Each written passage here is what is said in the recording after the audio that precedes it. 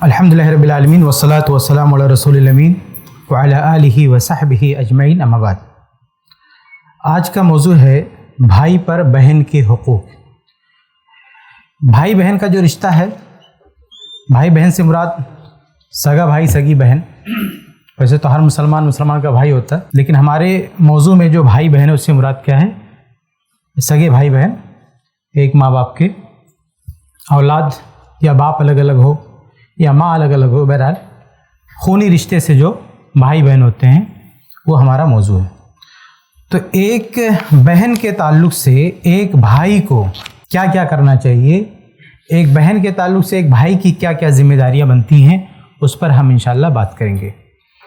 ہمارے یہاں اللہ کے فضل و کرم سے والدین کے حقوق پہ بہت ساری باتیں ہوتی ہیں، میاں بیوی کے حقوق پر بھی باتیں ہوتی ہیں، لیکن بہنوں کے بھی حقوق ہیں بھائیوں پر، اس کے تعلق سے بہت کم باتیں ہوتی ہیں۔ تو اسی حوالے سے چونکہ یہ ایک اچھوت موضوع تھا، لوگ بات نہیں کرتے ہیں، تو خیال ہوا کہ اس ٹاپک پر آپ کے سامنے بھی کچھ باتیں آنی چاہیے۔ اور بالخصوص ہمارے یہاں بہن بھائی کا رشتہ بڑا کمزور ہوتا ہے، تعلق بڑا جو ہے نام کا رہ جاتا ہے، اس لیے اسلامی جو تعلیمات ہیں وہ ہمارے سامنے ہونی چاہیے۔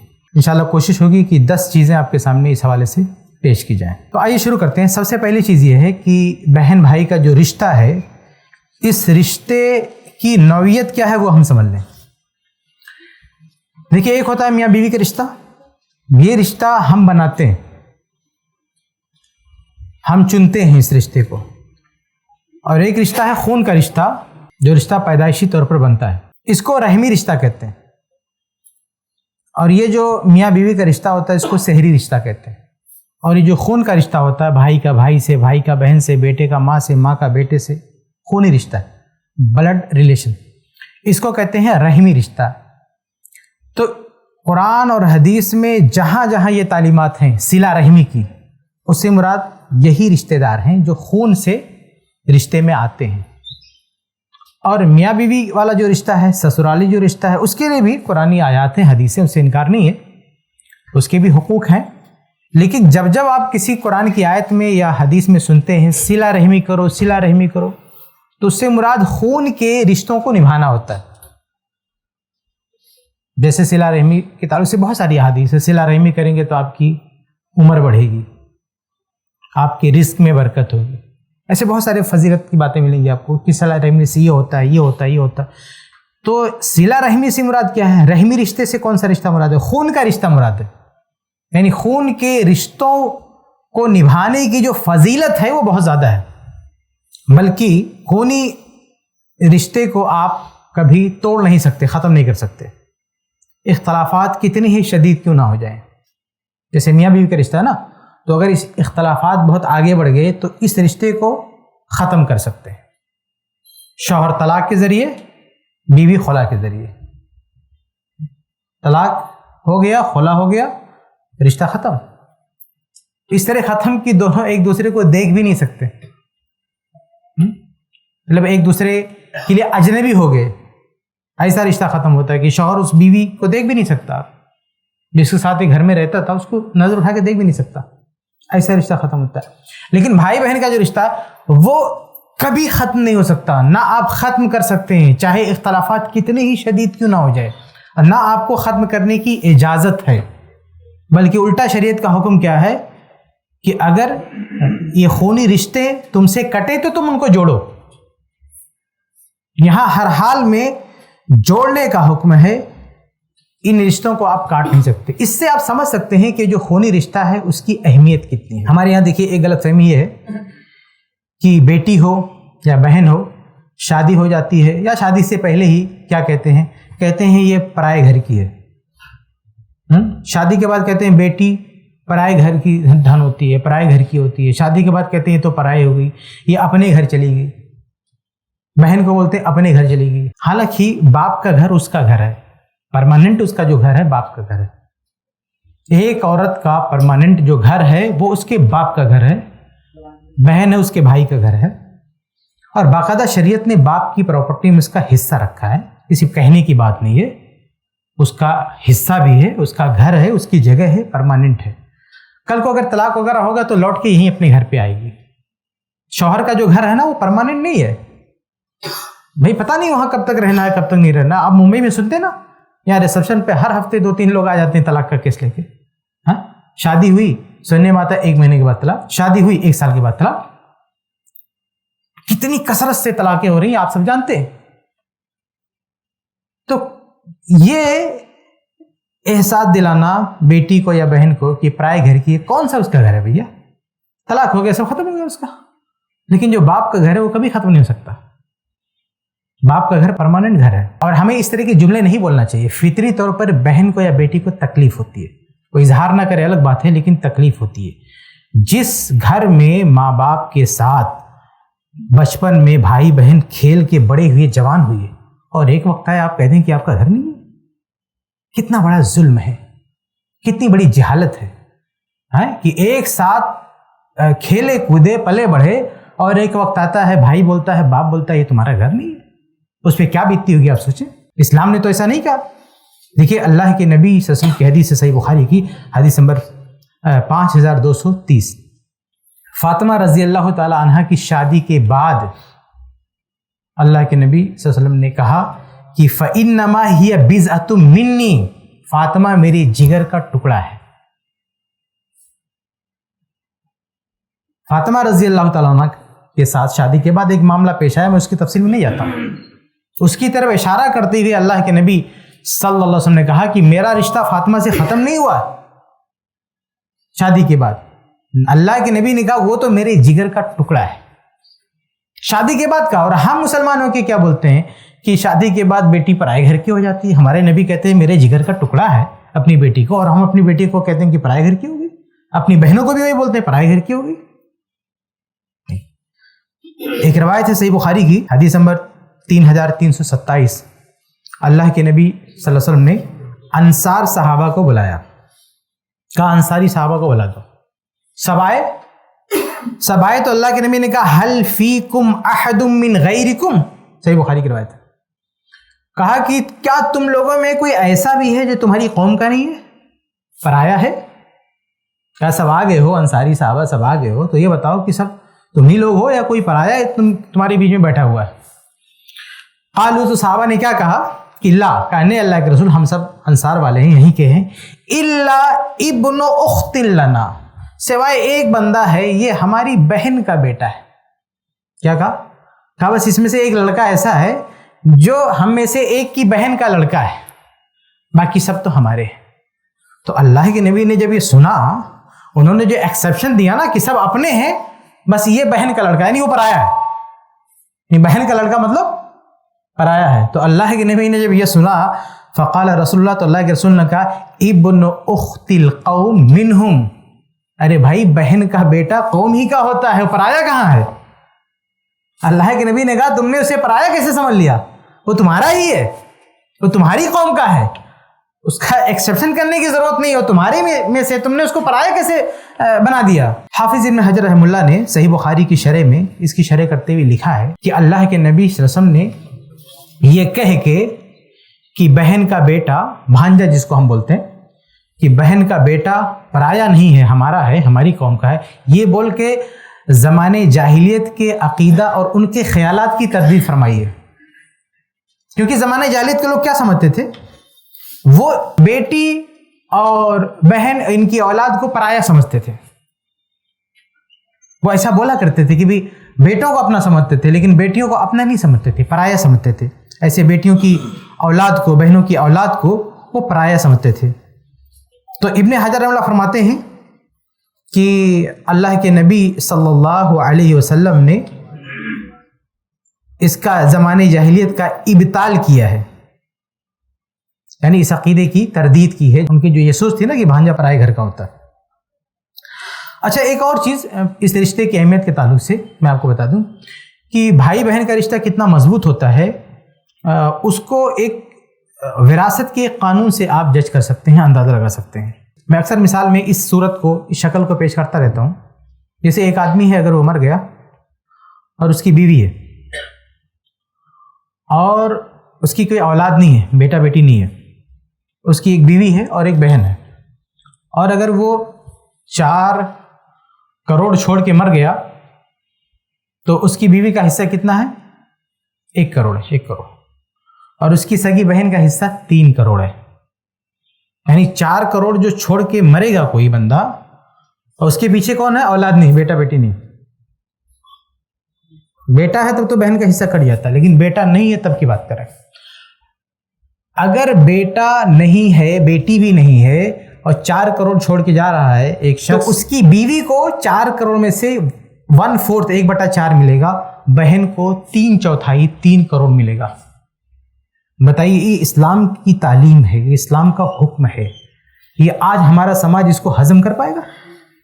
کیوں نہیں ہضم کر پائے گا؟ کیونکہ وہ نہیں جانتا کہ بہنوں کے حقوق کیا ہے. اسے بتایا نہیں گیا کبھی. وہ سمجھتا نہیں ہے کہ بہن کا اسٹیٹس کیا ہے، ہم سے ہماری بہن کا لنک کیا ہے، ہم سے ہماری بہن کا رشتہ کتنا مضبوط ہے.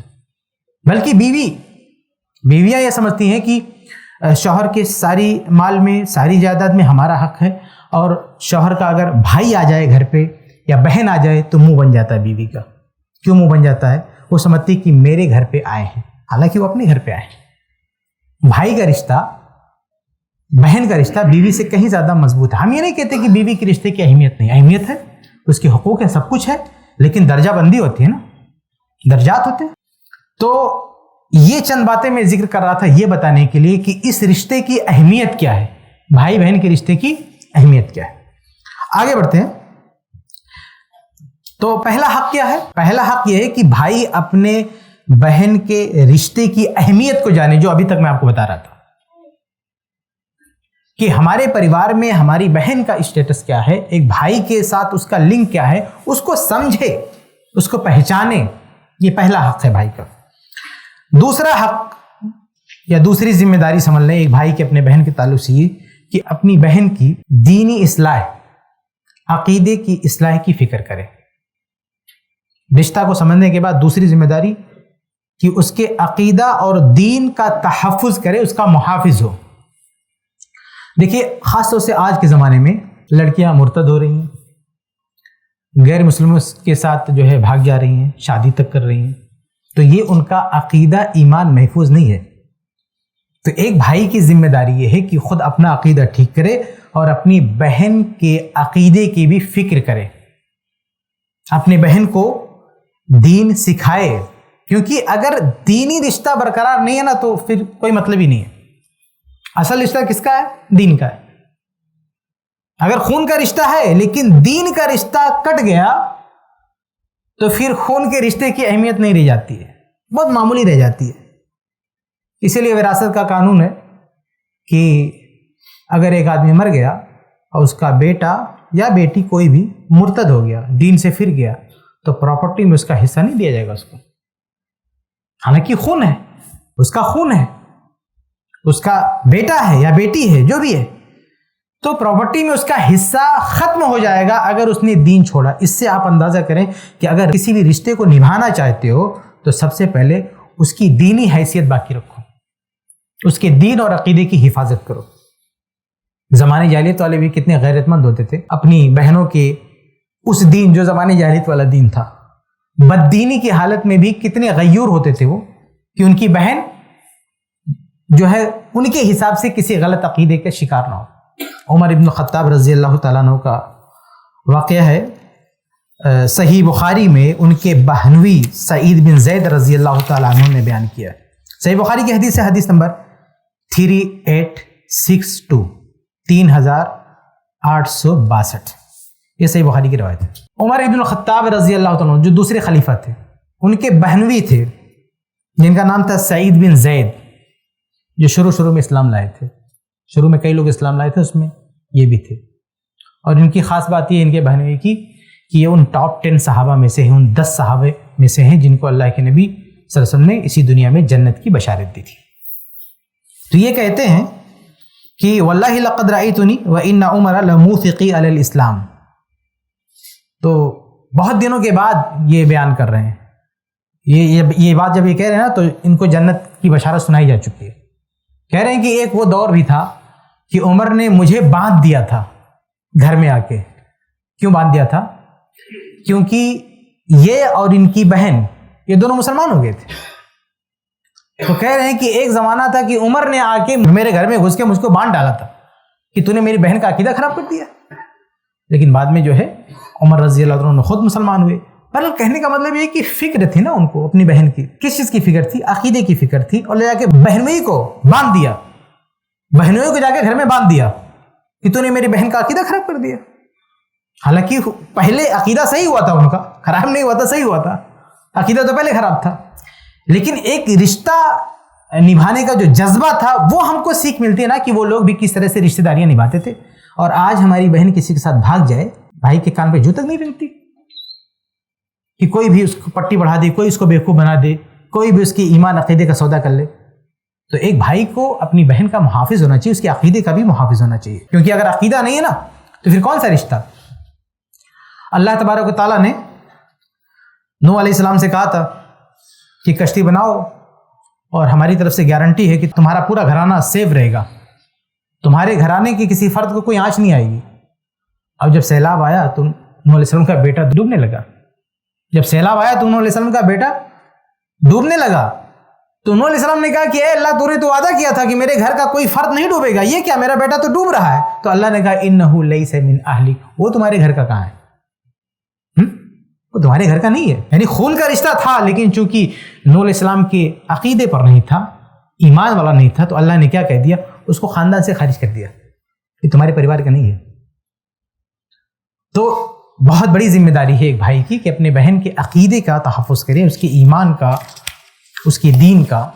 اللہ کے نبی صلی اللہ علیہ وسلم کے دور میں صحابہ میں ہمیں کئی واقعات ملتے ہیں کہ کس طرح سے صحابہ اپنی بہنوں کے لیے دینی مسئلے پوچھتے تھے اللہ کے نبی صلی اللہ علیہ وسلم سے۔ چنانچہ سنن نبی داؤد کی حدیث نمبر 3304، عقبہ بن عامر رضی اللہ عنہ کہتے ہیں کہ وہ اللہ کے نبی کے پاس آئے اپنی بہن کا مسئلہ پوچھنے کے لیے۔ کیا کہا کہ اختی نظرت ان تمشی الی البیت، کہ اللہ کے نبی صلی اللہ علیہ وسلم میری بہن نے نظر مانا تھا کہ خانہ کعبہ چل کر جائے گی، آپ کیا کہتے ہیں؟ تو آپ دیکھیں نا کہ ایک بھائی کو فکر ہے نا کہ اپنی بہن کے مسئلے کو لا کے نبی کے سامنے رکھ رہا ہے، بھائی لا رہا ہے۔ ایسے ہی صحیح بخاری کی حدیث ہے، حدیث نمبر 1518، اللہ کے نبی صلی اللہ علیہ وسلم نے عبداللہ بن عمر رضی اللہ تعالیٰ عنہ سے کیا کہا تھا یا عبد الرحمن اذهب باختك فامرها، کہ اپنی بہن کو لے جاؤ عمرہ کراؤ۔ تو عبداللہ بن عمر رضی اللہ تعالیٰ عنہ کو اللہ کے رسول نے کہا کہ اپنی بہن، نہیں عبداللہ بن عمر نہیں، معاف کیجیے، یہ عبد الرحمن بن ابی بکر ہیں، ابو بکر صدیق رضی اللہ تعالیٰ عنہ کے بیٹے ہیں، اور انہوں نے کہا، اور ان سے اللہ کے نبی صلی اللہ علیہ وسلم نے کہا تھا کہ اماں عائشہ کو لے جاؤ اور عمرہ کراؤ۔ اماں عائشہ ان کی بہن تھی، ابو بکر صدیق کی بیٹی تھی اماں عائشہ، جو اللہ کے نبی صلی اللہ علیہ وسلم کی بیوی تھی، ام المومنین نے۔ تو کہا کہ اے عبد الرحمن اذهب باختك، اپنی بہن کو لے جاؤ عمرہ کراؤ۔ تو اللہ کے نبی صلی اللہ علیہ وسلم نے ایک بھائی کو ذمہ داری دی کہ لے جاؤ بہن کا عمرہ کراؤ۔ تو اگر آج بھی حج عمرے کا مسئلہ ہے، بہن کے ساتھ کوئی مضبوط آدمی نہیں ہے، یا شادی نہیں ہوئی عمرہ کرنا چاہتی ہے، یا شادی کے بعد بھی شوہر کو کوئی مسئلہ ہے، تو ایک بھائی اگر وہ حیثیت رکھتا ہے تو حج کرانا چاہیے، عمرہ کرانا چاہیے اپنی بہن کو بھی، کہ اللہ کے رسول کے دور میں صحابہ کرام کا ایک کردار ملتا ہے۔ تو یہ دوسرا حق تھا، یہ دوسری ذمہ داری تھی کہ دینی اعتبار سے اپنی بہن کا خیال رکھے بھائی، دینی اعتبار سے اس کے عقیدہ کا خیال رکھے، اس کے ایمان کا خیال رکھے، اس کے لیے دینی مسائل علماء سے پوچھ کے اس کو بتائے۔ اگر عبادت میں وہ کہیں کمزور ہے، اس کو ہیلپ کی ضرورت ہے تو اس کی ہیلپ کرے، حج کرانا ہوا، عمرہ کرانا ہوا، جس طرح سے عبادت میں تعاون کی بات آئے تو اس کے ساتھ وہ کھڑا رہے۔ یہ دوسری چیز ہے۔ آگے بڑھتے ہیں، بہن کے تعلق سے بھائی کی تیسری ذمہ داری یہ ہے کہ قرآن و حدیث میں جہاں عمومی طور پر اخوت کے تقاضوں کو پورا کرنے کے لیے کہا گیا ہے کہ اخوت یعنی جو تمہارا بھائی ہے اس کے حقوق ادا کرو، تو اس میں بہن بھی شامل ہے، بدرجہ اولا شامل ہے۔ جیسے صحیح بخاری کی حدیث ہے، حدیث نمبر 6951، اللہ کے نبی صلی اللہ علیہ وسلم فرماتے ہیں کہ المسلم اخو المسلم، مسلمان مسلمان کا بھائی ہے، لا یظلمہ ولا یسلمہ، مسلمان مسلمان کا بھائی ہے اس لیے اس پہ ظلم نہ کرے اور مسلمان بھائی کی ضرورت کو پوری کرے۔ تو اس میں بدرجہ اولا ہمارے اس حسن سلوک کا ہماری بہن بدرجہ اولا مستحق ہے کہ ہم بہن پہ ظلم نہ کریں اور اس کی مدد کے لیے ہم کھڑے رہیں۔ جیسے اور بھی صحیح بخاری کی حدیث نا، انصر اخاک ظالما او مظلوما، اپنے بھائی کی مدد کرو، چاہے وہ ظالم ہو چاہے مظلوم ہو. تو اس بھائی میں تو عمومی بات ہے، مسلمان بھائی مراد ہے، لیکن ہماری سگی بہن بھی اس میں بدرجہ اولا شامل ہے.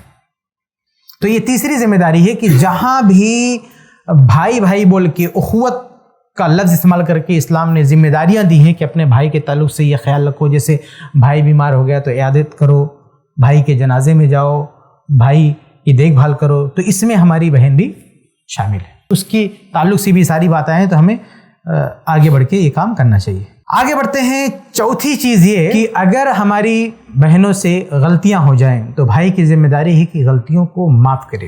بھائی اپنا دل بڑا رکھے، بہن کی غلطیوں کو معاف کرے، درگزر کرے.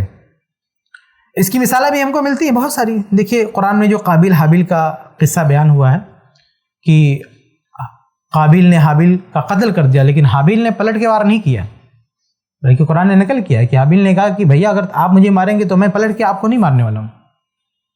وہ شہید ہو گیا لیکن اپنے بھائی پہ وار نہیں کیا. اور ایسے ہی یوسف علیہ السلام کا معاملہ دیکھیں، ان کے بھائیوں نے کیا کیا، ان کے ساتھ کنویں میں ڈال دیا. لیکن یوسف علیہ السلام جب بادشاہ بنے اور پاور میں آئے، طاقت میں آئے، تو اپنے سارے بھائیوں کو معاف کر دیا. آج میں کتنے لوگوں کو دیکھتا ہوں کہ اللہ نے ان کو نوازا ہے، اچھی خاصی پراپرٹی ہے اور بہت کچھ دے رکھا ہے. یہ میں اس لیے جانتا ہوں کیونکہ وراثت کے مسئلے میرے پاس آتے رہتے ہیں. لیکن اپنے بھائیوں کا ذکر بڑی حقارت سے کریں گے، ہاں، کہ میرے ساتھ یہ کیا وہ کیا. ارے کچھ بھی کیا ہو بھائی، آپ کو اللہ نے نواز دیا، آپ کو اللہ نے بڑا بنا دیا، تو اس کا خیال رکھو، اس کو معاف کرو، بھول جاؤ. تمہارے بھائی نے کچھ کیا تمہارے ساتھ تو اس کو درگزر کرو، اس کو دل میں مت رکھو. تمہارا بھائی ہے وہ، کتنا بھی برا کیا ہو. ایک قتل تو نہیں کیا نا تمہارا. یہ قرآن کیا کہہ رہا ہے کہ حابیل کہہ رہا ہے بھیا آپ مجھے مارو گے تو میں پلٹ کے جواب نہیں دینے والا ہوں، میں مر جاؤں گا لیکن میں آپ کو نہیں ماروں گا. اتنا بڑا دل ہے آدم علیہ السلام کے بیٹے کا. تو اگر ایسا کچھ ہو جائے بھائی سے تو اس کو دل میں دبا کے نہیں رکھنا چاہیے. اور خاص طور سے اگر بہن ہے، ہم بہن پہ بات کریں نا، تو بہن سے انتقام والا جذبہ رکھنا یہ تو بہت بیکار چیز ہے. بہن سے اگر کوئی غلطی ہو جائے، کوئی چوک ہو جائے، تو اسے انتقام کی نظر سے دیکھنا اور انتقامی کارروائی کرنا اور بہادری دکھانا اس پہ، یہ اچھی بات نہیں ہے. بلکہ کچھ بھائی، بلکہ یہ کہہ لیں کہ کچھ بدنصیب بھائی تو ایسے بھی ہوتے ہیں کہ جو اپنے بہن سے انتقام کے لیے، بدلے کے لیے ایسی ایسی حرکتیں کر جاتے ہیں جو ان کے لیے جائز بھی نہیں ہے. مثال کے طور پر اسی کرلا ہی میں ایک مسجد میں میرا خطبہ تھا، تو میں نے وراثت میں خطبہ دیا، وراثت پہ خطبہ دیا. اب مسجد کے باہر نکلا تو ایک صاحب مجھ سے کہہ رہے تھے، وہ یہاں پہ موجود نہیں ہے الحمدللہ، وہ کہہ رہے تھے کہ ہماری بہن اگر ہم سے بات چیت بند کر کے رکھی ہے، ہم سے لڑائی جھگڑا کرتی ہے، تو کیا تو بھی بہن کو حصہ دینا ضروری ہے؟ تو ہم نے کہا کہ بھائی وہ اگر آپ کا مرڈر بھی کر دے نا تب بھی آپ اس کا حصہ نہیں رو سکتے ہو، کیونکہ وہ آپ کا روپیہ تھوڑی مانگ رہی ہے، وہ تو اپنے باپ کے مال سے مانگ رہی ہے. اس کا حصہ کہاں ہے؟ اس کے باپ کے مال میں ہے. تمہارے جھگڑے کا اسے کیا تعلق ہے بھائی میں اگر کسی آفس میں جاب کرتا ہوں، میری سیلری بنتی ہے. اب آفس کے ایک امپلائی سے اگر میرا جھگڑا ہو گیا ہے تو اس سے میری سیلری کا اس سے کیا تعلق ہے؟ ہاں، ہم تو اپنے کام کی سیلری لیں گے. تو ایک بیٹی کا جو تعلق ہے باپ سے ہے، تو بیٹی کو جو وراثت ملتی ہے نا باپ کے مال سے ملتی ہے، بھائی اپنے مال سے تھوڑی دیتا ہے. بہرحال انہوں نے یہ بات تو کہہ دی وراثت کے تعلق سے، لیکن جذبہ کیا تھا؟ انتقام کا، کہ ہم سے بات نہیں کرتی، یہ کرتی وہ کرتی. اور اس انتقامی جذبے میں بجائے اس کے کہ بہن کو معاف کریں، الٹا ان کی جائیداد ہڑپ کر کے رکھا ہے. کیسا بھائی ہے بتاؤ؟ ہاں، ارے کوئی اپنی چیز روک کے رکھا ہوتا سمجھ میں آتا ہے کہ بدلہ لے رہا ہے، کہ بہن کو ہدیہ نہیں دے گا، گفٹ نہیں دے گا، جو بھی دیتے رہتے ہیں لوگ، عیدی نہیں دے گا، یہ سب کریں سمجھ میں آتا ہے. لیکن باپ کی وراثت کیسے روک لیا تم نے بھائی؟ تو ہمارے معاشرے کا یہ حال ہے کہ بہن کے ساتھ بھی کوئی مسئلہ ہو جائے تو انتقام کی اس مقام پہ پہنچ جاتے ہیں کہ اس بیچاری کا جو حصہ بنتا ہے اس کے باپ میں وہ بھی روک لیتے ہیں. اپنا دینا تو دور کی بات ہے، باپ کا جو اس کا اپنا مال ہے وہ بھی نہیں جانے دیتے اس کو. تو یہ نہیں ہونا چاہیے. کوئی غلطی ہوئی ہے درگزر کرنا چاہیے. آپ دیکھیں کہ ایک روایت ہے جسے امام ابن ابی دنیا نے مکارم الاخلاق میں نقل کیا ہے، سند اس کی صحیح ہے لیکن مرسل ہے، یعنی مرسلن صحیح ہے اس کی وہ روایت. اس میں یہ ہے کہ شیمہ بنت حارث اللہ کے نبی صلی اللہ علیہ وسلم کی بہن ہے، دودھ کے رشتے سے بہن ہے. تو جب فتح حوازن کا موقع تھا، ایک بڑی لڑائی ہوئی، خوفناک لڑائی تھی. اس جنگ میں مسلمان بہت پریشانی میں تھے. بہرحال مسلمانوں کی فتح ہوئی، جیت ہوئی. تو اس جنگ میں جو قیدی آئے تو ان قیدیوں میں شیمہ بنت حارث رضی اللہ عنہ بھی تھی. تو جب یہ قیدی بن کر آئی، یعنی صحابہ کرام گرفتار کر کے لائے ان کو، تو یہ اللہ کے نبی صلی اللہ علیہ وسلم کے پاس آتی ہیں اور کہتی ہیں کہ انی اختک، میں تو آپ کی بہن ہوں. اللہ کے نبی سے کہتی ہیں کہ میں آپ کی بہن ہوں. حالانکہ وہ حلیمہ کے پاس جو ہے جب بچپن میں اللہ کے نبی صلی اللہ علیہ وسلم دودھ پینے کے لیے وہاں پہ تھے تو انہی کی وہ بیٹی تھیں، تو ساتھ میں کھیلتے کودتے تھے، اور چونکہ ایک ہی ماں کا دودھ پیا دونوں نے، تو اس اعتبار سے کیا اسلامی قانون کے حساب سے دونوں بھائی بہن ہیں. تو وہ پرانی بات تھی، بچپن کی بات تھی، اس کے بعد تو ملاقات ہی نہیں ہوئی. تو اس زمانے کا حوالہ دیا کہ میں تو آپ کی بہن ہوں، آپ نے میری ماں کا دودھ پیا ہے تو میں آپ کی بہن ہوں. اور قیدی بن کر آئی ہیں. قیدی مطلب جنگی مجرم. تو اللہ کے نبی صلی اللہ علیہ وسلم نے کیا فرمایا؟ کہا کہ فما علامت ذالک، اس بات کا کیا ثبوت ہے کہ تم میری بہن ہو؟ اللہ کے نبی نے کہا کہ کیا ثبوت ہے کہ تم میری بہن ہو؟ تو کیا کہا ان کی بہن نے؟ قالت عزت عززتنیھا فی ظہری، کہا کہ میں آپ کو پیٹھ پہ بٹھا کے لے جا رہی تھی، آپ نے یہاں کاٹ لیا تھا، اس کا نشان ابھی بھی ہے. تو اللہ کے نبی صلی اللہ علیہ وسلم نے جب یہ سنا تو فوراً فبسط لہا رداءہ، اپنی چادر بچھایا اور کہا کہ بہن یہاں پہ بیٹھ جاؤ، اور آپ میرے گھر پہ جتنا دن رہنا چاہو تم رہ سکتی ہو، اور اگر اپنے گھر جانا چاہو تو میں تمہارے گھر بھیج دوں گا.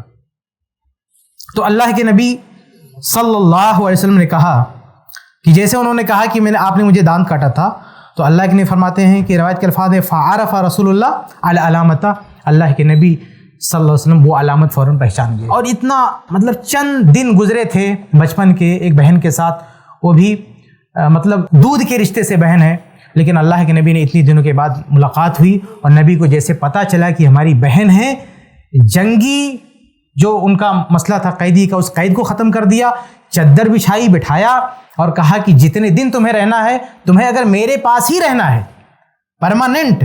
انہوں نے کہا کہ اگر قال ان احببت فعندی محبت مکرمہ، کہا کہ اگر تم میرے پاس رہنا چاہو تو میں اپنے پاس تمہارے رہنے کا انتظام کر دیتا ہوں. یہ دودھ کی بہن ہے اور اللہ کے نبی. اور آج ہماری سگی بہن اگر سسرال سے چند دنوں کے لیے آ جائے ہمارے گھر پہ تو ہم اسے بوجھ محسوس کرتے ہیں. اور اللہ کے نبی کی یہ بہن، دودھ کی بہن، اللہ کے نبی نے کہا کہ تم جب تک چاہو میرے پاس رہ سکتی ہو، کوئی مسئلہ نہیں ہے. بہرحال اللہ کے نبی نے ان کو معاف کر دیا، اور ان کی بہن نے کہا کہ نہیں میں اپنے گھر جانا چاہوں گی. ان کی بہن نے کہا کہ میں اپنے گھر جانا چاہوں گی. تو اللہ کے نبی نے اپنی بہن کو پورے ساز و سامان کے ساتھ سواریاں دیا، غلام دی، باندیا دیا، یعنی پورے تحائف، تحفے تحائف کے ساتھ، پورے آن بان شان کے ساتھ ان کو ودا کیا، بھیج دیا. اللہ کے نبی صحیح سلامت بھیج دیا. تو مطلب یہ کہ اگر کوئی غلطی ہو جائے، کوئی چوک ہو جائے بہن سے، تو ہمیں اس کو درگزر کرنا چاہیے. آگے بڑھتے ہیں. 5واں حق یہ ہے کہ جو مالی حقوق ہیں بہن کے تعلق سے ایک بھائی پر جو عائد ہوتے ہیں، بھائی کی ذمہ داری ہے کہ وہ مالی حقوق جو ہے ادا کرے. اب اس میں مالی حقوق میں کئی چیزیں ہیں. سب سے پہلی چیز ہے باپ کی وراثت.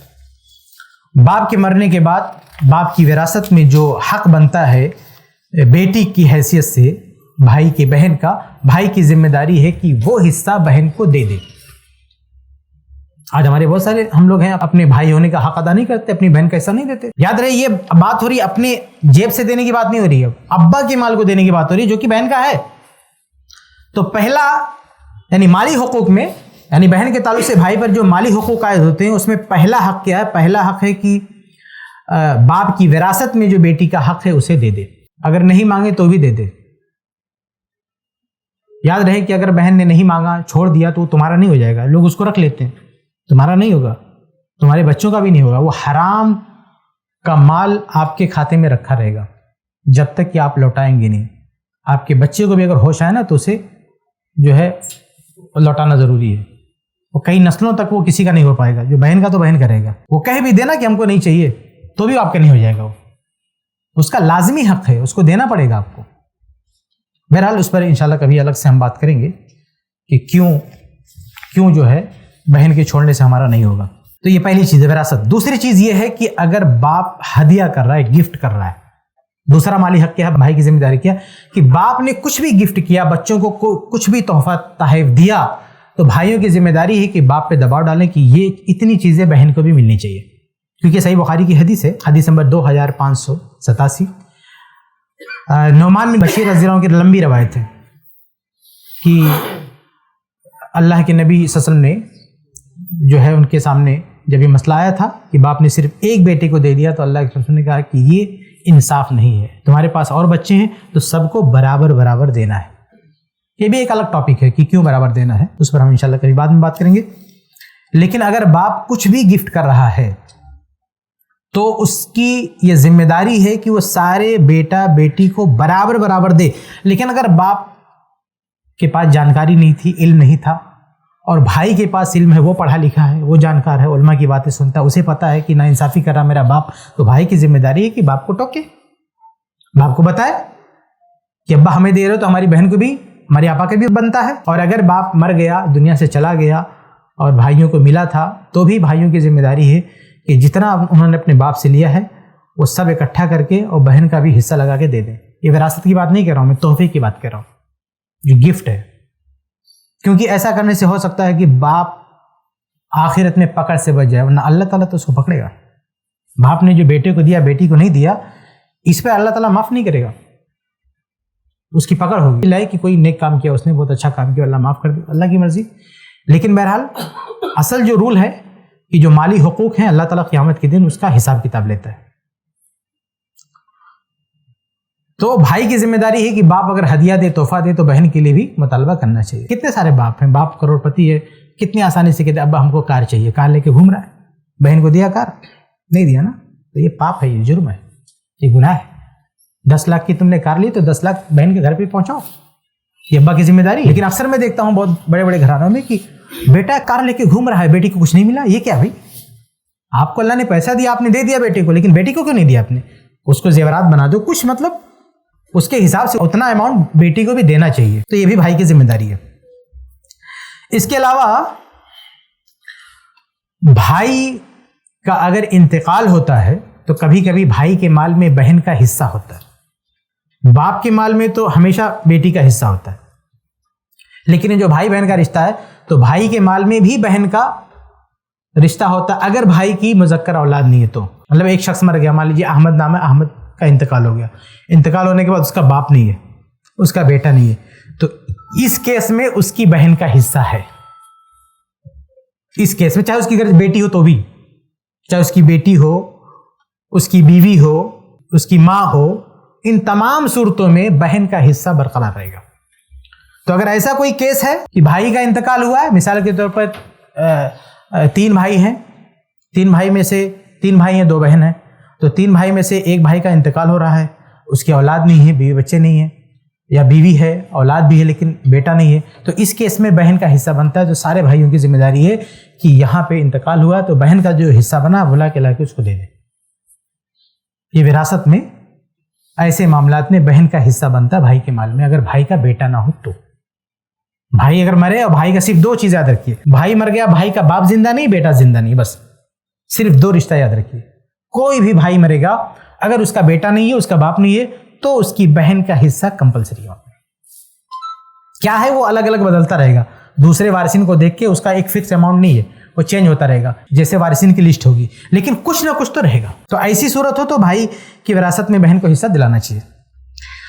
اچھا, ایک چوتھا جو مالی حق ہے وہ ہے واجبی نفقہ, یعنی کبھی کبھی بہن کے خرچے کی ذمہ داری لازمی طور پر بھائی پہ آ جاتی ہے.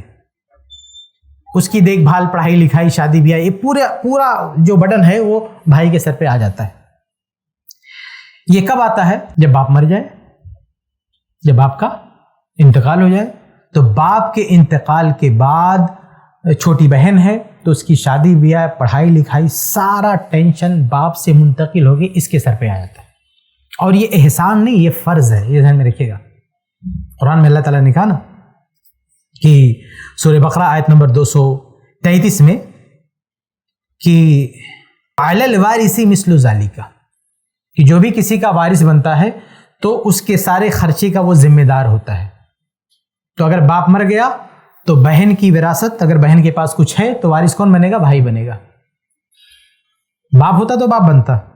اگر ایک بہن کا باپ زندہ ہے، بہن مرتی ہے، تو چونکہ باپ ہے تو بھائی کو حصہ نہیں ملے گا. مان لیجیے بہن کروڑ پتی ہے، ارب پتی بہن ہے، وہ مر گئی، تو اس کا حصہ اگر باپ زندہ ہے بہن کا، تو عورت کا باپ زندہ ہے، تو سارا پراپرٹی جو بھی ملنا ہوگا باپ کو ملے گا، بھائی کٹ جائے گا. لیکن اگر باپ نہیں ہے تو پھر بھائی کو مل جائے گا. باپ کے جاتے ہی بھائی کنیکشن میں آ جاتا ہے. تو جیسے بھائی کے مال میں بہن کی حصہ پاتی نا، ایسے بہن مر جائے، اس کے پاس مال ہو اور اس کی اولاد بیٹا اور باپ نہ ہو، گھرچے شوہر ہو، تو بھی اس میں اس کے بھائی کا حصہ ہو جاتا ہے. دونوں طرف سے لنک ہے وراثت کا. تو اگر باپ مر گیا ہے تو اس کی جو بیٹیاں ہیں، اس کے جو بھائی ہیں، ان کی ذمہ داری ہے کہ باپ کی بیٹیوں کو یعنی اپنی بہنوں کو پال پوس کے بڑا کریں. یہ ان کی لازمی ذمہ داری ہے، کمپلسری ہے. یہ کوئی احسان نہیں ہوگا، یہ ان کی ذمہ داری ہے. اس سے وہ بھاگ نہیں سکتے. اس کی اگر مثال آپ کو دیکھنا ہو تو صحیح بخاری میں اس کی مثال بھی موجود ہے. صحیح بخاری حدیث نمبر 4052. جابر رضی اللہ تعالیٰ عنہ کہتے ہیں کہ جب میں نے شادی کی تو اللہ کے نبی صلی اللہ علیہ وسلم نے پوچھا کہ ماذا ابکرن ام سیبن، کہ جابر رضی اللہ تعالیٰ عنہ تم نے شادی کر لی ہے تو تم نے باکرہ سے شادی کی ہے، کنواری سے، یا سیبہ سے جو بڑی عمر کی عورت ہے، تجربہ کار، یا ایک بار اس کی شادی ہو گئی اس سے تم نے شادی کی ہے؟ تو انہوں نے کہا سیبن، میں نے ایک بڑی عمر کی لڑکی سے شادی کی ہے جس کی پہلے کہیں شادی ہو چکی تھی. تو اللہ کے نبی نے کہا کہ فحل جاریتن، تم نے کنواری لڑکی سے شادی کیوں نہیں کیا؟ تم تو نوجوان ہو تو اپنی عمر کے حساب سے دیکھنا چاہیے تھا. اور اچھا یہ کیوں کہا اللہ کے نبی صلی اللہ علیہ وسلم نے، جبکہ اللہ کے رسول نے خود جو شادیاں کی ہیں عمر برابر نہیں ہے؟ یہ اس لیے کہ جابر رضی اللہ تعالیٰ عنہ اس ٹائم بہت غریب تھے. ان کے ابا جو گئے تھے نا تو وراثت چھوڑ کے نہیں گئے تھے، مائنس میں گئے تھے. ان کے ابا شہید ہو گئے تھے، تو جب جنگ پہ جا رہے تھے تو ان کے ابا نے کہا تھا کہ بیٹا میں جنگ پہ جا رہا ہوں، مجھے نہیں لگتا کہ میں زندہ واپس آؤں گا. بہت اللہ والے تھے، بہت بڑے بزرگ تھے، بزرگوں کو کچھ احساس ہو جاتا ہے اللہ کی طرف سے. تو کہا کہ بیٹا میں جنگ پہ جا رہا ہوں، مجھے نہیں لگتا کہ میں زندہ واپس آؤں گا، تو اگر میں نہیں آیا زندہ تو میرا جو قرض ہے وہ چکا دینا تم، اور یہ جو تمہاری بہنیں ہیں، 9 بہنیں تھیں، ایک نہیں 9، کا ان کی دیکھ بھال کرنا، ان کا خیال رکھنا. تو اب جب وہ واقعی ان کا انتقال ہو گیا، شہید ہو گئے، شہادت کے بعد جابر رضی اللہ تعالیٰ عنہ بہت پریشان تھے. ایک تو بڑی مشکل سے اپنے ابا کا قرضہ چکایا انہوں نے، اور اس میں اللہ کے رسول نے بھی اچھی خاصی مدد کی تھی، کافی مدد کی تھی اللہ کے رسول نے کی. اور پھر مسئلہ یہ آیا بہنوں کی پرورش کا کہ اتنی ساری بہنیں ہیں، ان کو پال پوس کے جو ہے بڑا کرنا ہے. تو جابر رضی اللہ تعالیٰ عنہ نے اپنی ان بہنوں کی خاطر، 1 2 نہیں 9 بہنیں تھیں، اپنی ان بہنوں کی خاطر، چونکہ سارا پیسہ ختم ہو چکا تھا، قرضہ چکانے کے بھی پیسے نہیں تھے، وہ اللہ کے رسول نے مدد کی تب جا کے ان کا قرضہ ادا ہوا. تو ظاہر ہے کہ جب یہ حالت ہو تو 2 شادی کہاں سے کریں گے؟ پیسہ بھی اہم رکھتا نا، 2 شادی کرنے کے لیے پیسے بھی چاہیے. تو اللہ کے نبی صلی اللہ علیہ وسلم کو یہ احساس تھا کہ یہ صاحب مشکل سے 1 شادی کر پائیں گے. جب ایک ہی شادی کرنا ہے تو اپنی عمر کے حساب سے کرو، 2 3 کرنا ہے تو چاہے جو ہو، کوئی مسئلہ نہیں. اس لیے اللہ کے نبی نے کہا تھا کہ تم نے کماری سے شادی کیوں نہیں کیا؟ ورنہ بڑی عمر کی لڑکی سے شادی کرنا کوئی جرم نہیں ہے. لیکن ان کی کنڈیشن ایسی تھی کہ لگتا تھا ایک ہی شادی کر پائیں گے، تو کہا کہ تم نے کنواری سے کیوں نہیں کیا؟ تو انہوں نے جو وجہ بتائی نا، دیکھیے اللہ کے نبی کیا کریں کہ کنواری سے شادی کیوں نہیں کیا. اب وجہ کیا بتائی؟ کہا کہ اے اللہ کے رسول، ان ابی قتل یوم احد، کہ میرے والد جنگ احد میں شہید ہو گئے، وَاخْتَرَكَ 9 بنات، اور 9 بیٹیاں چھوڑ کر گئے ہیں، كُنَّ لِي 9 اخوات، جو میری 9 بہنیں ہیں. تو فَكَرِهْتُ أَنْ أَجْمَعَ إِلَيْهِنَّ جَارِيَةً خَرْقَهَا مِثْلَهُنَّ، مجھے یہ اچھا نہیں لگا کہ میں میری جو بہنیں ہیں انہی جیسی ایک اور لڑکی لا کے اس میں ڈال دوں. یعنی ایک تو 9 ہیں، تو اگر کسی کنواری سے شادی کروں گا، اس زمانے میں کم عمر میں بھی شادی ہوتی تھی، 9 سال میں، 10 سال میں، 12 سال میں لڑکیوں کی شادی ہو جاتی تھی. تو اس عمر کی تو ان کی بہنیں تھیں. تو بولے کہ میں اگر اس عمر کی بیوی لاتا تو میری بیوی اور میری بہنیں سب جو ہے برابر ہو جاتی، تو میری بہنوں کی دیکھ بھال کون کرتا؟ تو کہا کہ اس لیے میں نے وَلَكِنْ امرأةً تَمْشُطُهُنَّ وَتَقُومُ عَلَيْهِنَّ، لیکن میں ایسی بیوی چنا جو ان کو کنگھا کرے، نہلائے دھلائے اور ان کو سکھائے پڑھائے.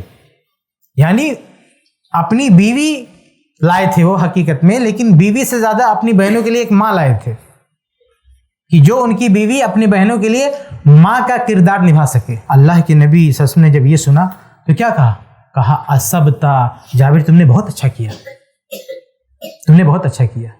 اب آج کل کی جو ماڈرن بیویاں ہیں کیا ڈائلاگ بولتی ہیں کہ سسرال والوں کی خدمت کرنا ہمارا کام نہیں ہے۔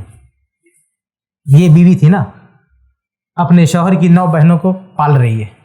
بیوی نے کہا کہ میں تمہاری بیوی ہوں، تمہاری بہنوں کا ٹینشن میں کیوں سنبھالوں؟ بلکہ اللہ کے نبی نے بحیثیت نبی جابر کو ٹوکا ہے، جابر تم بیوی لائے ہو کہ اپنی بہنوں کی ماں لے آئے ہو؟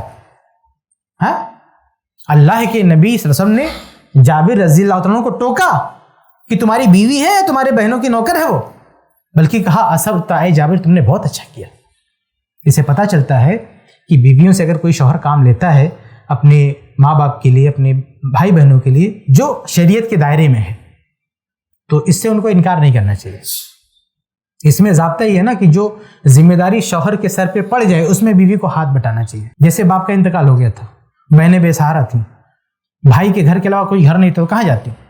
تو چونکہ وہ ساری بہنوں کی ذمہ داری بھائی کے سر پہ تھی، تو شوہر کے سر پہ جو ذمہ داری آ جائے، چاہے اس کے بھائی کا مسئلہ ہو، چاہے اس کی بہنوں کا مسئلہ ہو، چاہے اس کے ماں باپ کا مسئلہ ہو، بیوی کو اس میں ہاتھ بٹانا چاہیے۔ جیسے ایک باپ ہے، باپ بوڑھا ہو گیا، اگر باپ مان لیجیے جوان ہے اور اچھا خاصا سیٹ ہے، کئی بھائی ہیں، اپنا آرام سے رہ رہا ہے، تو ٹھیک ہے، بیوی رہے الگ لے کے شوہر کو، کوئی مسئلہ نہیں ہے۔ لیکن ایک باپ کا ایک ہی بیٹا ہے، ایک ہی بیٹا ہے۔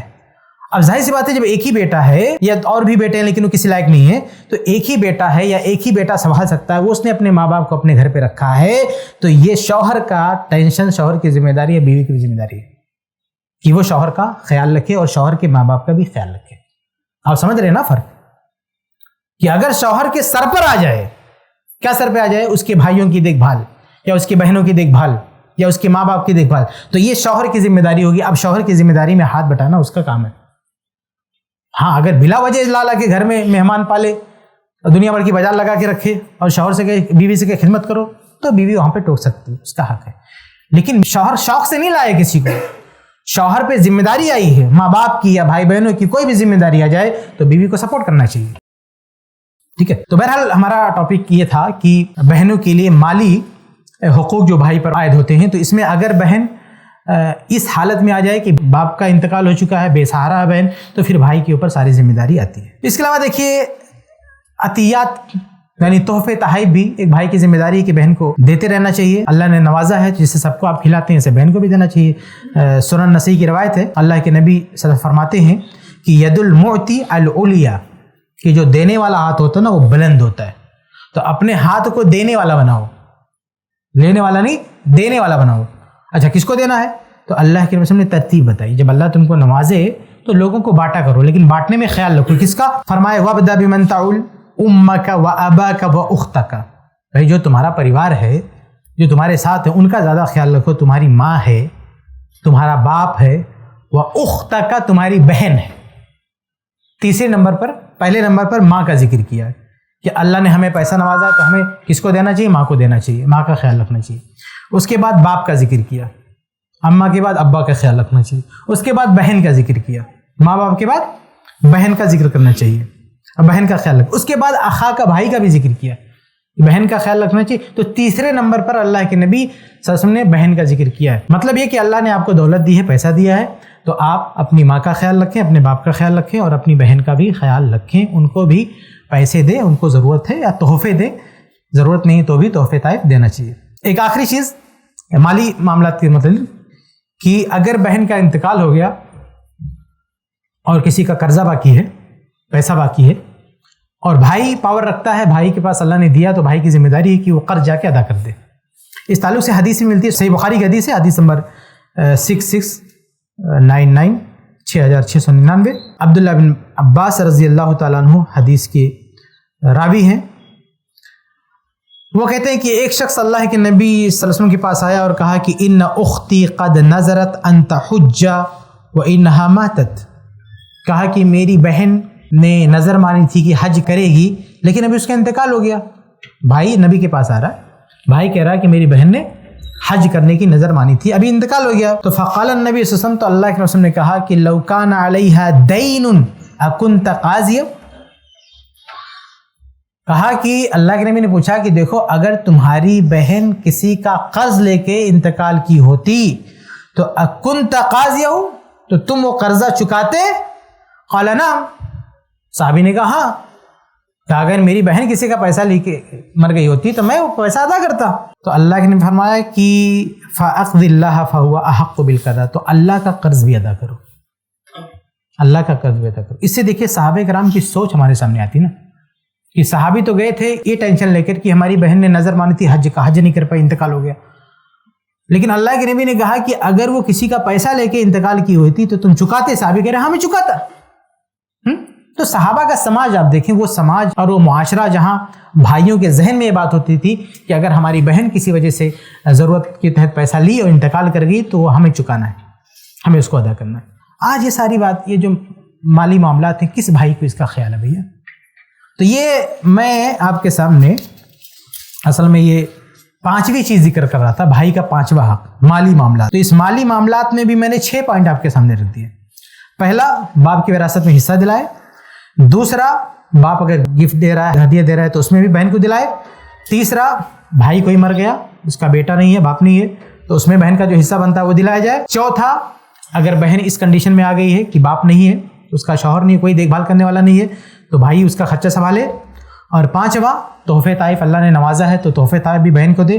چھٹا، اگر بہن مقروض ہے، قرضہ لے کر وفات پا گئی ہے تو قرضہ بھائی چکائے. یہ 6 مالی حقوق ہو گئے، صرف مالی حقوق 6 ہو گئے. تو یہ 5واں پوائنٹ میں آپ کے سامنے رکھ رہا تھا کہ ایک بھائی پر بہن کے تعلق سے مالی حقوق کیا ہوتے ہیں. 6 حقوق ہوتے ہیں جو آپ کو بتائے گئے. آگے بڑھتے ہیں. چھٹی چیز کہ ایک بھائی کو اپنی بہن کی ترقی کے لیے بھی کوشش کرنا چاہیے. اگر بھائی کسی بڑے مقام پر پہنچا ہے، کسی بڑی پوسٹ پر ہے، تو اسے چاہیے کہ اپنے بھائی بہنوں کا بھی خیال رکھے، اپنی بہن کو بھی سپورٹ کرے. دیکھیں موسیٰ علیہ السلام کو جب اللہ تعالیٰ نے نبی بنایا تو موسیٰ علیہ السلام نے اللہ تعالیٰ سے کیا دعا کی؟ کہا کہ اے اللہ تعالیٰ وَجَعَلْ لِي وَزِيرًا مِّنْ أَهْلِي ہارون اخی، کہ میرے بھائی ہارون کو بھی میرا ساتھی بنا دے، اسے بھی نبی بنا دے. اللہ تعالیٰ نے نبی بنا دیا. تو اگر کسی مقام پر آدمی ہے تو اپنے بھائی بہن کے لیے بھی کوشش کرے کہ اسے بھی اس مقام سے، اس منصب سے فائدہ پہنچائے. آپ دیکھیں ام حبیبہ رضی اللہ تعالیٰ عنہ، صحیح بخاری کی روایت حدیث نمبر 5372.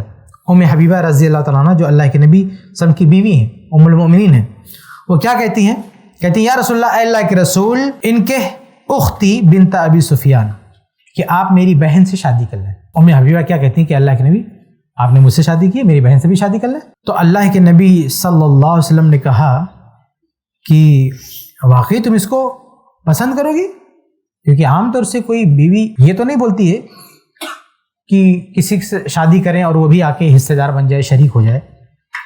تو انہوں نے کہا کہ وَأَحَبُّ مَنْ شَارَكَنِي فِي الْخَيْرِ أُخْتِي. ام حبیبہ رضی اللہ تعالیٰ عنہ کہتی ہیں کہ میں تو یہی پسند کروں گی کہ میرا کوئی اگر شریک ہو، ساتھی ہو، تو میری بہن ہی ہو. اس کار خیر میں نبی کی بیوی میں ہوں تو ظاہر سی بات ہے کہ آپ کی ایک سے زیادہ شادیاں ہونی ہیں. تو اگر اس میں میری بہن بھی آئے اس مقام پر تو یہ میرے لیے بڑی خوشی کی بات ہوگی. تو اللہ کے نبی صلی اللہ علیہ وسلم نے فرمایا کہ ان ذالک لا یحل لی، یہ میرے لیے حلال نہیں ہے، 2 بہن کو اکٹھا نہیں کر سکتے. لیکن بہرحال اس روایت سے پتہ کیا چلتا ہے کہ ایک بہن نے خیال رکھا اپنی بہن کا کہ نبی کی بیوی اتنے بڑے مقام پر ہیں، تو انہوں نے سوچا کہ میری سفارش سے میری بہن کو بھی یہ مقام مل جائے. جیسے موسیٰ علیہ السلام نبی تھے اور اپنی سفارش سے اپنے بھائی کو بھی نبی بنا دیا. تو ایسے ہی اگر کسی اچھی پوسٹ پر ہے اور مدد کی ضرورت پڑے یا کسی طرح سے ترقی کی ضرورت پڑے تو اپنی بہنوں کی بھی مدد کرنی چاہیے. جیسے ہمارے یہاں دیکھیے کبھی کبھی بھائی کسی بھی بڑے سے بڑے پوسٹ پر ہوتا ہے، کبھی ہو سکتا ہے جج ہے، وکیل ہے، کسی اسکول میں بہت بڑی پوسٹ پر ہے. تو ایسے موقع پہ وقت ایسا آ سکتا ہے کہ اس کی بہن کے بچوں کا داخلہ ہوا اسکول میں یا اس کا کوئی مسئلہ ہوا، ایسے مسائل آتے رہتے ہیں. تو بھائی اگر کسی بڑے پوسٹ پر ہے تو اسے اپنی بہنوں کا خیال رکھنا چاہیے. جیسے اللہ کے نبی صلی اللہ علیہ وسلم کی بہن کا واقعہ دیکھیے، آپ کمانڈر تھے، سمجھیے فوج کے سربراہ تھے نبی صلی اللہ علیہ وسلم، لیکن بہن قیدی بن کر آئی، اللہ کے نے آزاد کر دیا، ان کو رہا کر دیا، بلکہ مال و دولت سے بھی نوازا. آگے بڑھتے ہیں. 7واں حق، میں 10 آپ کے سامنے گناؤں گا، میں 7 تک پہنچے ہم انشاءاللہ. 7واں حق یہ ہے کہ بہن کی حفاظت کے لیے فکر مند رہیں. ایک بھائی کی یہ سب سے بڑی ذمہ داری، سب سے اہم ذمہ داری کہ بھائی کو اللہ تبارک و تعالیٰ نے مردوں کو طاقت دی ہے، ان کو قوت دی ہے، اور یہ سب سے اہم ذمہ داری ہے کہ اللہ تعالیٰ نے مردوں کو طاقت دی ہے، ان کے بازوؤں میں دم ہے، مرد ہیں تو طاقتور ہیں، تو اپنی بہن کی حفاظت کے لیے کھڑے رہیں. بہن کے ساتھ کوئی اگر کوئی بدماش پریشان کر رہا ہے، کسی طرح کی کوئی ایسی مسئلہ ہے، تو بھائی کو فوراً جا کے اپنے بہن کے ساتھ کھڑا ہونا چاہیے کسی بھی معاملے میں. دیکھیں ایک روایت ہے کہ ایک بھائی نے کیسے اللہ کے نبی صلی اللہ علیہ وسلم کے سامنے اپنی بہن کے دفاع کے لیے آواز اٹھائی. صحیح بخاری کا حدیث، حدیث نمبر 2703 2703. انس بن نضر رضی اللہ تعالیٰ عنہ، یہ انس بن مالک نہیں، وہ دوسرے صحابی، ایک صحابی انس بن مالک جو اللہ کے نبی صلی اللہ علیہ وسلم کے خادم تھے، وہ الگ صحابی ہیں. یہ دوسرے ہیں انس بن نضر. یہ کہتے ہیں کہ انر ربیہ وہی ابنۃ النضر کسرت ثنیۃ جاریۃ، یہ کہتے ہیں کہ میری ایک بہن تھی جس کا جھگڑا ہو گیا پڑوسی لڑکی کے ساتھ، تو میری بہن نے اس کے دانت توڑ دیے.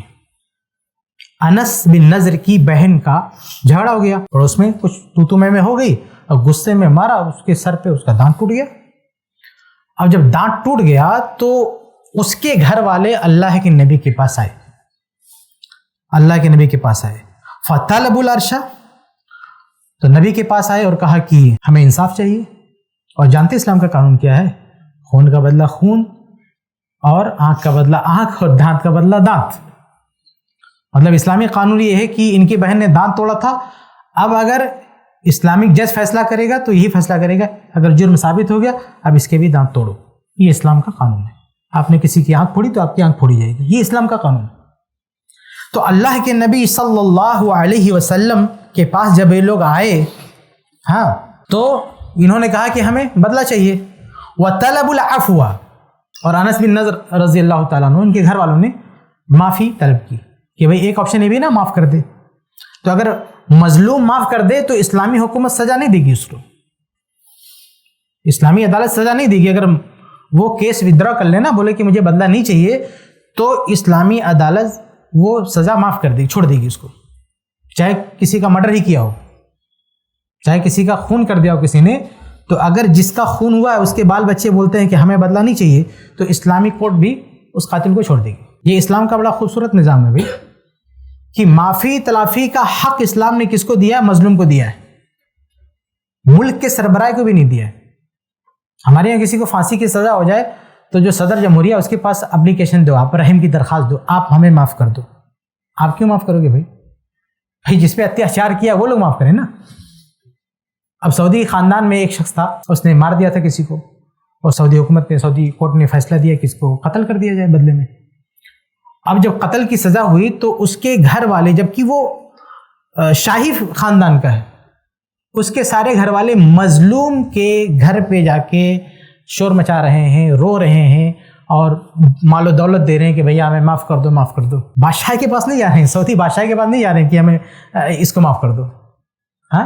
آپ سوچیں کہ ایک مظلوم کو اسلام نے کتنا پاور دیا. جو کنگ ہے، بادشاہ ہے، وہ حق نہیں رکھتا ہے کہ سزا معاف کر دو. سارے لوگ اس کے دروازے پہ گئے، جو ایک فقیر ہے، مطلب معمولی شخص ہے. قاتل کون ہے؟ بادشاہی خاندان کا قاتل، اور جس کا قتل ہوا وہ ایک معمولی شخص ہے. لیکن قانون ایسا کہ وہ سب لوگ اس کے گھر پہ جا کے بولتے ہیں کہ میں معاف کر دو، معاف کر دو، معاف کر دو، اور بالآخر وہ نہیں معاف کرتا ہے، اس کی گردن مار دی جاتی ہے. فیس بک پر آپ نے دیکھا ہوگا یہ سب خبر، کتنے لوگ کمنٹ کرتے ہیں کہ معاف کر دینا چاہیے، معاف کر دینا چاہیے تھا. بھائی یہ کمنٹ کرنے کا ہم کو حق نہیں ہے کہ اللہ نے جب مظلوم کو دیا نا تو اس کو فیصلہ لینے دو. اس طرح سے نہیں بات کرنا چاہیے. اللہ تعالیٰ نے جو قانون بنایا نا، قانون کے سامنے جھک جاؤ. جب اللہ نے پاور ڈیسیژن اس کو دیا ہے مظلوم کو، تو ہم کون ہوتے کمنٹ کرنے والے؟ ارے بھائی وہ ملک کے بادشاہ کو حق نہیں ہے اور تم آئے کمنٹ میں بولنے کے لیے معاف کر دینا چاہیے. اور ایسے پیسہ لے کے معاف کرتے پھریں تو ہر کوئی قاتل بن جائے. کل کو یہ نظام بن جائے تو اگر ایسے معاف کر دیں پیسہ لے کے، تو کل کو دوسرا مالدار بھی سوچے گا کہ اس کو مار کے پیسے سے تول دوں گا. لیکن انہوں نے نہیں معاف کیا تو ایک سبق گیا، ایک میسج گیا نا کہ تمہارا پیسہ تمہیں بچا نہیں سکتا. بہرحال بات دوسری طرف جا رہی. میں یہ واقعہ بیان کر رہا تھا کہ دانت توڑ دیا. انس رضی اللہ تعالیٰ عنہ کی بہن نے دانت توڑ دیا تو ان لوگوں نے کیا کہا کہ بدلہ چاہیے. فاتوا النبی صلی اللہ علیہ وسلم فامرهم بالقصاص، تو اللہ کے نبی صلی اللہ علیہ وسلم کے پاس آئے تو اللہ کے رسول نے فیصلہ سنا دیا کہ اس کے دانت توڑ دیے جائے. انس کی بہن کے دانت بھی توڑ دیے. قصاص کا فیصلہ سنا دیا. فقام انس بن نضر، تو ان کے جو بھائی تھے انس بن نضر، وہ نبی کے سامنے کھڑے ہوئے، مطلب اپنی بہن کی بچانے کی پوری کوشش کر رہے ہیں. کیا کہہ رہے ہیں؟ کہہ رہے ہیں اللہ کے رسول اتکسرو سنیۃ ربیع، یا رسول اللہ، کہ اے اللہ کے رسول، کیا میری بہن کے دانت توڑ دیے جائیں گے؟ ایک حادثہ ہوگا، لڑائی ہوگی، اب میری بہن کی بھی دانت توڑے جائیں گے؟ لا والذی بعثک بالحق، جب اللہ کے رسول سے انہوں نے کہا اللہ کی قسم اللہ کے نبی، میں اپنی بہن کے دانت نہیں توڑنے دوں گا. یہ بھائی جذبات میں آ گیا. نبی کا فیصلہ ہے، کسی عام آدمی کا فیصلہ نہیں ہے. نبی کا فیصلہ ہے کہ بدلے میں دانت توڑ دیے جائیں، لیکن بھائی کہتا ہے کہ اللہ کی قسم، نبی کے سامنے کھڑے ہو کے کہتا ہے کہ اللہ کی قسم میں اپنی بہن کے دانت نہیں توڑنے دوں گا. پھر کیا ہوا؟ فقال یا انس کتاب اللہ القصاص، اللہ کے نبی نے کہا انس یہ اللہ کا قانون ہے، یہ میرا نہیں ہے. اللہ کے نبی نے کیا کہا؟ یہ میرے ہاتھ میں نہیں ہے، یہ قانون اللہ کا، کتاب اللہ، یہ قرآن کا حکم ہے، میں قرآن کے حکم کو نافذ کر رہا ہوں، یہ میرے ہاتھ میں نہیں کہ تمہارے کہنے سے چھوڑ دوں میں. تو اس کے بعد میں جب انہوں نے یہ کہا کہ یہ اسی پر ڈٹے رہے کہ میں اپنی بہن کے ہاتھ نہیں توڑنے دوں گا. اب یہ سب منظر دیکھا تو مظلوم کے گھرانے والے جو تھے، جو یہ مانگ کر رہے تھے نا کہ دانت توڑو دانت توڑو، انہوں نے جب بھائی کو کھڑا دیکھا اور یہ سفارش کرتے ہوئے، منتیں سماجہ کرتے ہوئے دیکھا، تو ان لوگوں نے کہا ٹھیک ہے چھوڑ دو. یعنی جس کے دانت ٹوٹے تھے اس کے پریوار والوں نے کہا، مظلومین نے کہا کہ بھائی چھوڑ دو، جانے دو. فرضی القوم وعفوا، وہ لوگ راضی ہو گئے، معاف کر دیا، اور لوگوں نے معاف کر دیا. فقال النبی صلی اللہ علیہ وسلم، تو اللہ کے نبی صلی اللہ علیہ وسلم نے یہ منظر دیکھ کے کہا کہ ان من عباد اللہ، کہ اللہ کے کچھ بندے ایسے بھی ہوتے ہیں، من کہ جو لو اقسم علی اللہ لابرہ، جو اللہ کی قسم کھاتے ہیں تو اللہ ان کی قسم پوری کر دیتا ہے. انس بن نضر نے قسم کھا لی نبی کے سامنے، اللہ کی قسم میں اپنی بہن کے دانت نہیں ٹوٹنے دوں گا. تو اللہ نے ان کی قسم کا خیال رکھا. یعنی وہ مظلومین جو بضد تھے، بدلہ چاہیے، اللہ نے ان کا دل پھیر دیا. کیوں دل پھیرا؟ بھائی کی قسم کی وجہ سے. بھائی نے اللہ کی قسم کھائی، اس کے نتیجے میں اللہ رب العالمین نے اس قسم کا خیال رکھا. اور اللہ تعالیٰ تو کسی کے دل کو بھی پھیر سکتا. بھائی جو نبی کے سامنے ابھی کھڑے ہو کے کہتے ہیں بدلہ چاہیے، معافی کچھ نہیں، 2 سیکنڈ نہیں لگا، اللہ نے دل پھیرا، اور سارے لوگ کہہ رہے کہ نہیں معاف کر دو، چھوڑ دو، ہمیں بدلہ نہیں چاہیے.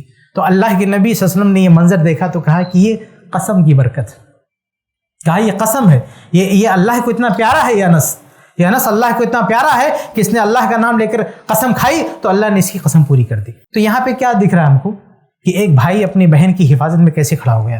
حالانکہ اس کی بہن سے جو ہے غلطی ہوئی تھی، زیادتی ہوئی تھی، اور قانون بھی، سزا بھی ہو چکا تھا، اور عام آدمی نے، نبی نے سزا سنایا تھا، لیکن پھر بھی بھائی نے بچا لیا، بھائی نے اپنی بہن کو بچا لیا. اللہ کی مدد رہی، ان کی نیکی کام آئی، اور اللہ تعالیٰ نے ان کی لاج رکھی، اللہ رب العالمین نے ان کا خیال رکھا، اور اس طرح سے اپنی بہن کو بچا لیا. اس سے پتہ چلتا ہے کہ ایک بھائی کو اپنی بہن کی حفاظت میں کتنا جذباتی ہونا چاہیے. اس واقعے سے دیکھیں آپ کہ بہن غلطی پر پھر بھی بھائی کو گوارا نہیں کہ میری بہن کو سزا ملے. ہاں، بہن کی غلطی ہے، قانون قرآن کا ہے، نافذ کرنے والے نبی ہیں، اس سے صاف ستھری عدالت کون سی ہو سکتی ہے. لیکن بھائی وہاں بھی کوشش، ہمت نہیں ہار رہا ہے، وہاں بھی کوشش میں لگا ہے اپنی بہن کو بچا لے جاؤں گا، بچا لے گیا. تو حفاظت کے لیے بھی ایک بھائی کو کھڑے رہنا چاہیے. آگے بڑھتے ہیں. 8ویں چیز یہ کہ مشکلات میں بھی، یہ تو جان کی حفاظت ہے، حفاظت کے ساتھ ساتھ مشکلات میں کبھی مشکل گھڑی آتی ہے، آفت آتی ہے، کوئی حادثہ ہوتا ہے، چاہے وہ مالی اعتبار سے، کسی بھی اعتبار سے، تو ایسے معاملات میں بھی ایک بھائی کو بہن کے ساتھ کھڑے رہنا چاہیے. دیکھیں اس وقت جو بہن کے ساتھ سب سے بڑی مشکل آ سکتی ہے وہ کیا؟ کہ اس کی طلاق ہو جائے تو وہ ہے، آخر وہ کہاں جائے. تو اس کیس میں ایک بھائی کو اتنا بڑا دل رکھنا چاہیے کہ اپنی بہن کو اپنے پاس رکھے. حالانکہ آج تو وراثت میں اس کا حصہ دیتے ہیں تو بھی کافی سپورٹ رہے گا، لیکن یہ صحابہ اکرام وراثت میں حصہ دیتے تھے، صحابہ وراثت میں بہن کو حصہ دیتے تھے. اس کے باوجود جب طلاق ہوتا تھا تو بہن آ کے بھائی کے پاس بیٹھتی تھی اگر باپ نہیں ہوتا تھا. چنانچہ صحیح بخاری کی روایت ہے، حدیث نمبر 5130، معقل بن یسار رضی اللہ تعالیٰ عنہ کہتے ہیں کہ زوجت اختا لی من رجل، میں نے اپنی بہن کی شادی ایک آدمی سے کی. باپ نہیں تھا، ان کا انتقال کر گیا. تو باپ کا انتقال ہو گیا تو بہن کی شادی کون کرتا؟ بھائی کرتا. تو بھائی نے کیا. یہ کوئی آج کی بات نہیں ہے، صحابہ بھی ایسے کرتے تھے. بھائی باپ کا انتقال ہوا تو بھائی سب کی شادی کرتا تھا. تو بھائی کہہ رہا ہے کہ زوجت اختن لی من رجل، میں نے اپنی بہن کی شادی ایک آدمی سے کی، فطلقها، اس نے طلاق دے دیا. کہتے حتی اذا انقضت عدتها جاء یخطبها، کہا کہ اس کے بعد جب عدت ختم ہوئی کہ طلاق کی تو واپس سے میرے گھر پہ آیا اور کہا کہ اچھا پھر سے شادی کر دو. ایک ہی طلاق دیا تھا بندے نے، ایک ہی طلاق دیا تھا، تو ایک طلاق کے بعد اگر عدت ختم ہو جائے تو دوبارہ اس عورت سے شادی کی جا سکتی ہے. تو یہ جو ان کے بہنوئی تھے طلاق دے دیا تھا انہوں نے، لیکن کچھ دن کے بعد واپس گھر پہ آئے اور کہہ رہے ہیں کہ بھائی ہماری پھر سے شادی کرا دو. تو کیا ہوا؟ فقلت له، یہ کہتے ہیں کہ میں نے اس سے کہا کہ زوجتک وفرشتک واکرمتک فطلقتها، کہا کہ میں نے تجھے اپنی بہن دی تھی، تجھے اتنی عزت دی اور تم نے طلاق دے دیا. ثم جئت تخطبها، اور پھر آیا رشتہ مانگنے کے لیے، نکل یہاں سے تجھے اپنی بہن نہیں دے سکتا. اور کیا کہا لا واللہ لا تعود الیک ابدا، اللہ کی قسم میری بہن اب تیرے دروازے پہ نہیں جائے گی. اب سوچیں اس روایت کی بات ترک میں یہ ہے کہ بلکہ اسی میں ہے وَكَانَتِ الْمَرْأَةُ تُرِيدُ أَن تَرْجِعَ إِلَيْهِ، ان کی بہن بھی چاہتی تھی کہ چلی جائے، بہن بھی چاہتی تھی اور ان کا پرانا شوہر بھی چاہتا تھا کہ دونوں مل جائیں، دونوں چاہتے تھے ملنا. لیکن بھائی اپنی غیرت کو لے کے کھڑا ہے کہ تو نے میری بہن کی بے عزتی کی ہے، اب دوبارہ تو تیرے گھر پہ نہیں بھیجوں گا میں.